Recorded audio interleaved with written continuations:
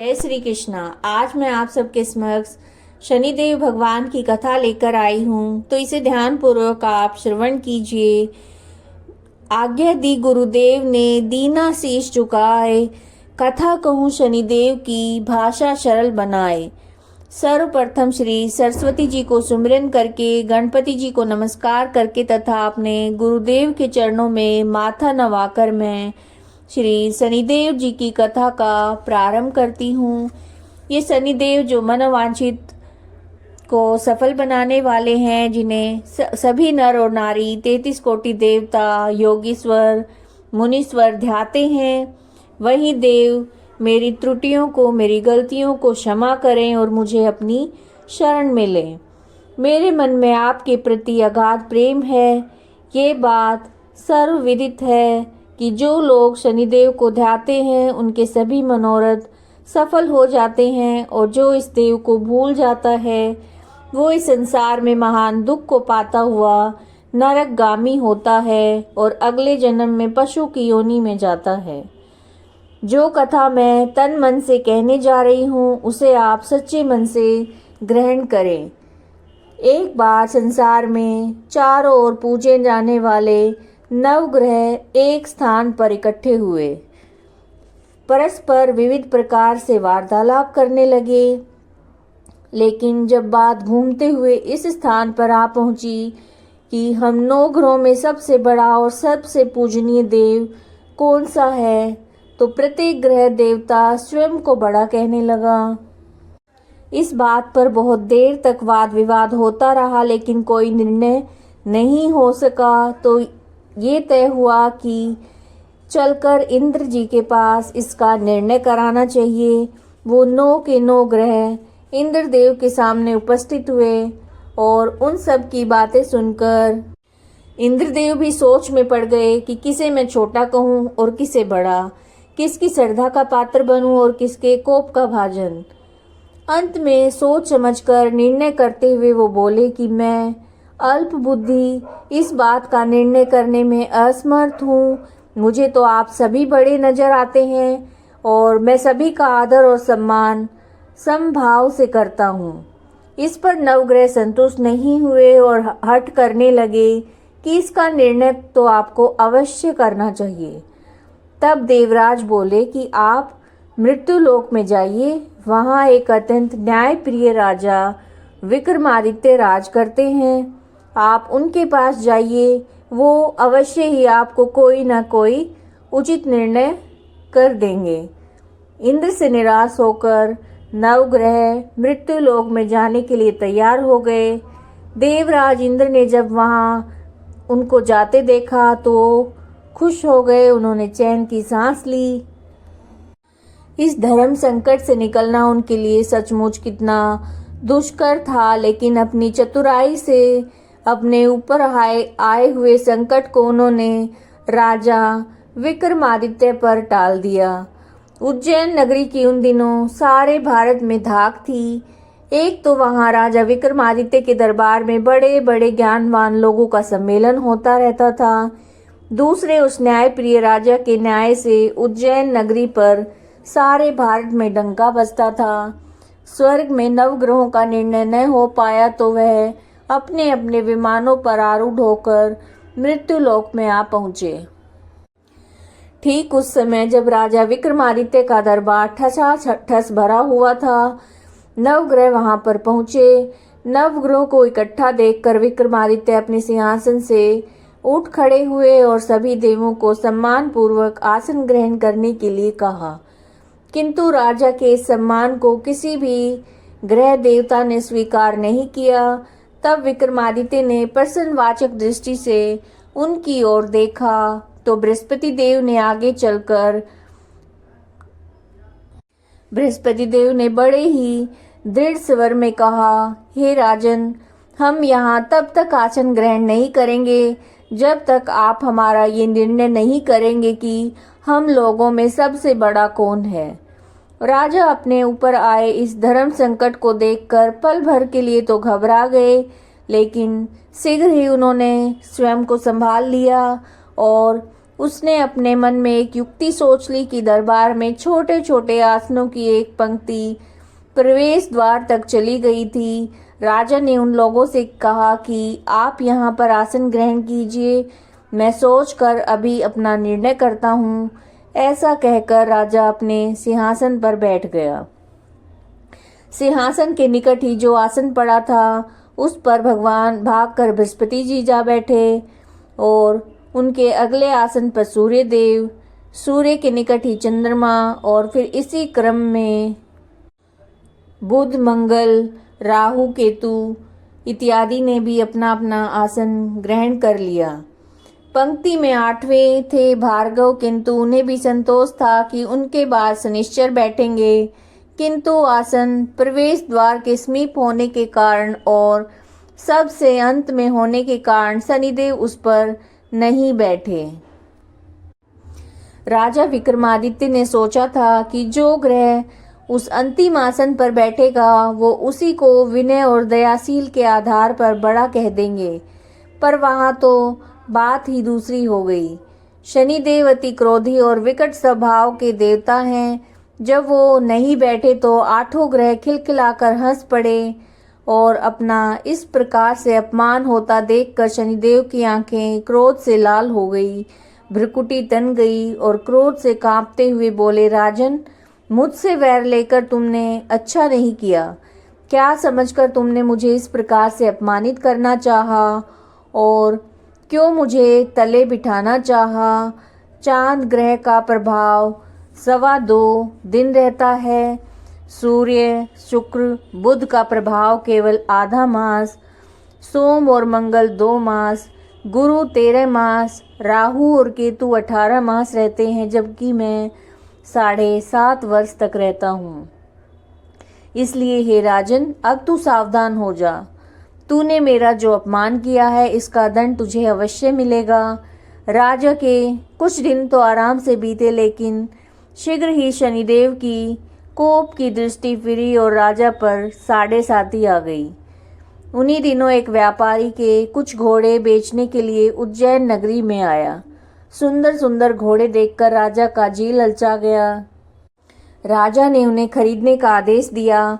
घोड़ों में एक घोड़ा भंवर नाम का था। राजा उस पर चढ़कर देखने लगा। कुछ देर तक तो घोड़ा राजा के लिए वहीं घूमता रहा, लेकिन फिर सहसा भाग खड़ा हुआ और राजा को बड़ा अचंभा हुआ। घोड़ा एक भयानक जंगल में राजा को पटक कर अंतर्ध्यान हो गया। राजा अकेला उस वीरान जंगल में भटकने लगा। शाम के समय जब उसे प्यास बहुत सताने लगी तो वो जोर जोर से चीखने लगा। उधर एक पगडंडी से एक ग्वाला अपने गांव को जा रहा था।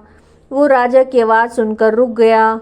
राजा उसके पास गया और ग्वाले ने उसकी व्यथा जानकर उसे निकट की नदी पर ले जाकर पानी पिलाया। पानी पीने के बाद राजा स्वस्थ हो गया और प्रसन्न होकर उसने ग्वाले को अपनी हाथ की अंगूठी उतार कर दे दी। उससे कहा कि मैं उज्जैन का रहने वाला हूँ, रास्ता भटक गया हूँ, तू मुझे रास्ता दिखाओ। तब ग्वाला उसे अपने साथ गांव में ले आया और एक मिष्ठान की दुकान पर राजा ने मिठाई खा पी कर भूख मिटाई। दुकानदार को भी एक अंगूठी उतार कर दे दी। दुकानदार के पूछने पर उसने कहा यही कहा कि वो उज्जैन नगरी का रहने वाला है और उसका नाम बोना है। फिर वो दुकान बंद होने तक वहीं बैठा दुकानदार से बातें करता रहा। उस दिन दुकानदार की बिक्री बहुत हो गई। उसने सोचा कि ये भाग्यवान पुरुष है, इसके आने से आज मेरी इतनी बिक्री हुई है। इसलिए रात होने पर वह उससे बोला कि उसके साथ उसके घर चले और उसके साथ भोजन भी करे। राजा मान गया। जब वह दोनों घर पहुंचे तो दुकानदार की पत्नी ने उनका बड़ा स्वागत किया और अतिथि के लिए विशेष रूप से भोजन तैयार किया। भोजन करते समय एक अद्भुत घटना घटी। जहां राजा भोजन कर रहा था वहीं सामने की दीवार पर सोने का एक सतलड़ा हार टंगा था। उसके पीछे एक चित्र था। सहसा ही वो हार वहां से अदृश्य हो गया। दुकानदार के यहाँ एक बांदी थी। उसने जाकर घर की मालकिन से कहा, वहाँ खूंटी पर हार नहीं है। तो दुकानदार तक बात पहुंची। उसने राजा से कहा। राजा बोला, मुझे तो नहीं मालूम। तुम्हारे और मेरे अतिरिक्त यहाँ कोई नहीं था। सच सच बताओ कि हार कहाँ है। मुझे नहीं मालूम, राजा फिर बोला। मेरे पास कोई हार नहीं है। जब कोई निर्णय नहीं हो सका तो दुकानदार राजा को उस नगर के राजा के पास ले गया। उस नगर के राजा ने विक्रमादित्य की भोली सूरत देखी। बोला, ये व्यक्ति कभी भी चोरी नहीं कर सकता। ऐसा कहकर उसने विक्रमादित्य को छोड़ दिया। विक्रमादित्य जब उस नगर में यूं ही इधर उधर घूम रहा था तो उस नगर के एक तेली ने उससे कहा कि उसके यहाँ पर काम कर ले, उसे रहने के लिए जगह देगा और खाने के लिए भोजन देगा। राजा मान गया। तेली उसे अपने घर ले आया और वहाँ सारा दिन राजा धारणी पर बैठा उसके बैलों को हाँकता रहता और तेली बाजार में तेल बेच आता। जब वर्षा ऋतु आई और मूसलाधार बारिश होने लगी तब धारणी पर बैठे विक्रमादित्य ने मौज में आकर ऊंचे ऊंचे स्वर में राग अलापना आरंभ किया। निकट ही उस नगर के राजा का राजमहल था। खिड़की में बैठी राजकुमारी ने जब राजा का मधुर स्वर में गीत सुना तो वो अपना दिल हार बैठी। उसने बांदी को पता लगाने के लिए भेजा। बांदी वहां राजा को गाते देखकर लौटी तो राजकुमारी से बोली, वहां पर कोई अति सुकुमार नवयुवक बैठा मस्ती में आंखें बंद किए गा रहा है। राजकुमारी ने सुना तो उसने अन्न जल का त्याग कर दिया और रात तक जब उसने कुछ नहीं खाया तो रानी ने आकर उसे समझाया, पर वो बोली वह तो उस गाने वाले से ही शादी करेगी। रानी ने जाकर राजा से कहा, राजकुमारी एक तेली पर मोहित हो गई है और उससे ब्याह करना चाहती है। राजा ने सुना तो वो क्रुद्ध हुए। उसने तेली के घर से विक्रमादित्य को बुलाया और उसके हाथ काटकर जंगल में फिकवा दिए। ये बात राजकुमारी को पता चली तो वो अपनी बात पर और दृढ़ हो गई। बोली, मैंने तो अब उसी को वर लिया है, चाहे कैसा भी हो उसी से विवाह करूंगी। बेटी की हट देखकर लाचार होकर राजा ने विक्रमादित्य को नगर में बुलवाया और राजकुमारी का मामूली ढंग से पाणी ग्रहण कराया और एक साधारण मकान में दोनों को बसा दिया। दोनों वहीं रहने लगे। एक दिन जब विक्रमादित्य सोया तो स्वप्न में उसे शनिदेव नजर आए। विक्रमादित्य ने उनके सामने उनको नमस्कार किया और क्षमा याचना की। शनिदेव ने उन्हें आशीर्वाद दिया और बोले, अब तुम्हारी 7.5 यानी कि 7.5 वर्ष खत्म हो गए हैं। राजा बोला, मुझसे गलती हुई, उसके लिए मुझे क्षमा करें। शनिदेव ने मुस्कुराकर उसे आशीर्वाद दिया और राजा के दोनों बाजू दोबारा से ठीक हो गए। राजा ने अपनी पत्नी राजकुमारी को रात को जगाया नहीं। वो रात को उसके गले में अपनी बाहें डालकर सो गया। सुबह जब राजकुमारी की आंख खुली तो उसने अपनी गर्दन में बाहें पड़ी देखी। वो चौंक कर उठ बैठी, लेकिन शीघ्र ही विक्रमादित्य ने जाकर उसको सारी बातों से अवगत करा दिया।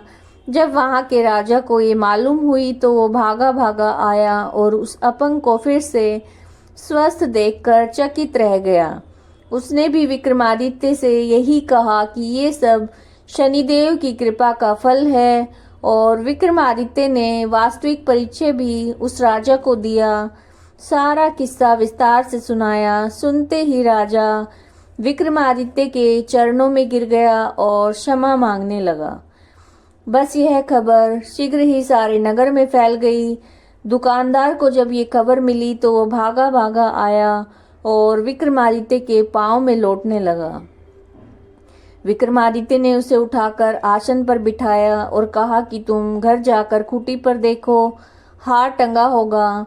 सच में दुकानदार ने देखा कि हार टंगा हुआ पाया। नौकरानियों के साथ लश्कर समेत विक्रमादित्य को विदा किया गया। राजा विक्रमादित्य जब राजकुमारी को लेकर अपनी नगरी उज्जैन में लश्कर समेत पहुंचे तो सारी नगरी में उत्साह छा गया और अपने राजमहल में प्रवेश करने से पहले विक्रमादित्य ने नवग्रहों की पूजा की, शनिदेव को सर्वोच्च स्थान दिया। साथ ही उसने नगर भर में ढिंडोरा पिटवा दिया कि शनिदेव मनोवांछित फल देने वाले और नवग्रहों में सर्वोच्च स्थान। रखते हैं। इस प्रकार शनिदेव को मनाकर विक्रमादित्य ने अपने राज्य, यश और कीर्ति को प्राप्त कर लिया। बोलो श्री शनिदेव जी की जय। बोलो श्री नवग्रहों की जय। जैसी सुनी तैसी कही, इसमें झूठ ना साच। विक्रम भूप इतिहास को सज्जनों देखो बाँच। सुने सुनाओ सनी कथा, गावे जो चितलाए। सत्य वचन है संत का, वाको संकट जाए। साढ़े साती हटाने के लिए प्रार्थना। साढ़े साती शक्ति के मालिक, विनती ये मंजूर करो। अशुभ दृष्टि अब हे शनिदेवा मेरे तन से दूर करो। कंपित कर दी काया मेरी, अशुभ साढ़े साती रानी ने।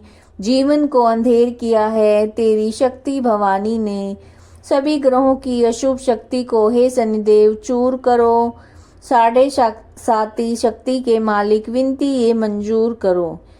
विपत्तियां जो बैठी हैं मुझ पे, उनको दूर भगाओ। तुम निर्धनता जो मेरे घर में विराजे, अपने संग ले जाओ तुम। भी से लक्ष्मी मेरे ग्रह में, शुभता से भरपूर करो। साढ़े साती शक्ति के मालिक, विनती ये मंजूर करो। ढैया और साढ़े साती देवा, दोनों तेरी दासी हैं। तेरी आज्ञा से चलती, दुख सुख के ये साथी हैं। दिला दो इनसे दया की दृष्टि, धन की वृष्टि जरूर करो। साढ़े साती शक्ति के मालिक, विनती ये मंजूर करो। अशुभ ग्रहों को हे शनिदेवा मेरा मित्र बना दो तुम। रत्नों से भर मेरा खजाना, सोने छत्र चढ़ा दो तुम। चरणों में है मेरा मस्तक, दुखिया पे दया हजूर करो। साढ़े साती शक्ति के मालिक, विनती ये मंजूर करो। जय हो श्री शनिदेव महाराज की। अगर आपको वीडियो पसंद आई है तो इसे लाइक कीजिएगा, शेयर कीजिएगा, चैनल को सब्सक्राइब कीजिएगा।